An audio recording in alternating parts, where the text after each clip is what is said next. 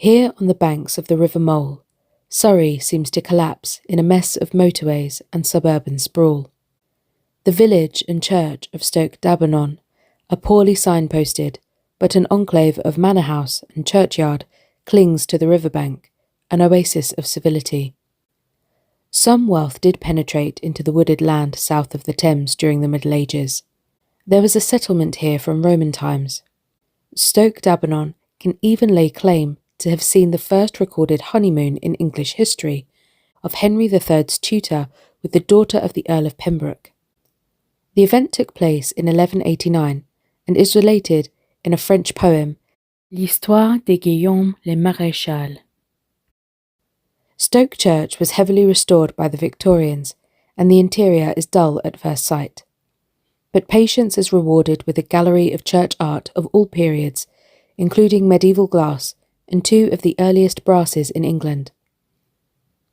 The nave is dominated by the pulpit, donated by the local Vincent family in 1620 on Sir Francis becoming a baronet. It has grotesque monsters as supports, each with a single female breast, and a fine tester with its original iron ties. In the same style is the hourglass holder on the adjacent wall. To the north of the chancel is the Norbury Chapel, built by Sir John Norbury, an earlier owner of the manor, after the Battle of Bosworth, in which he took part. Many such chapels were built to greet the end of the Wars of the Roses and the hoped-for dawn of Tudor peace. The chapel walls are filled with heraldic glass, mostly of the manorial lords of Stoke.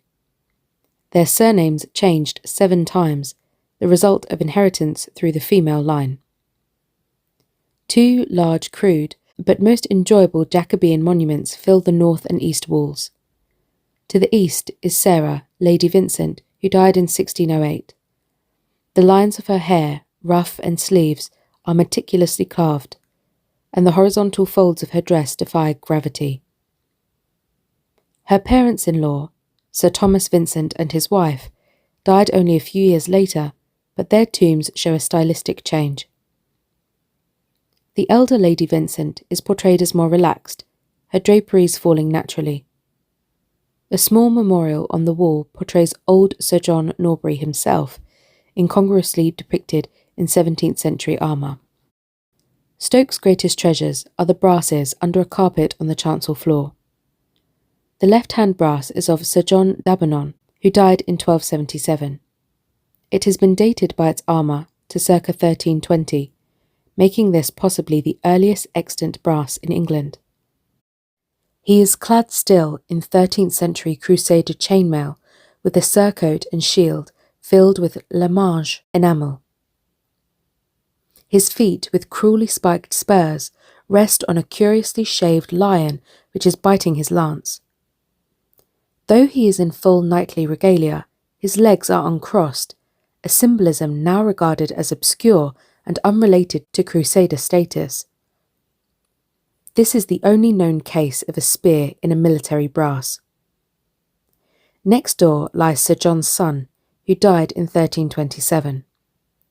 The figure is more sophisticated, the armour plated and the belt and robe more ornamental. They form a magnificent pair. Stoke has a fine collection of glass, mostly gathered from elsewhere in England and from Europe. There is no great variation in style, since most North European glaziers at the time were Flemish. The east window is a masterpiece from the now ruined Costessey Park in Norfolk, originally from Cologne. It depicts the crucifixion with donors on either side in vivid maroon and red costumes.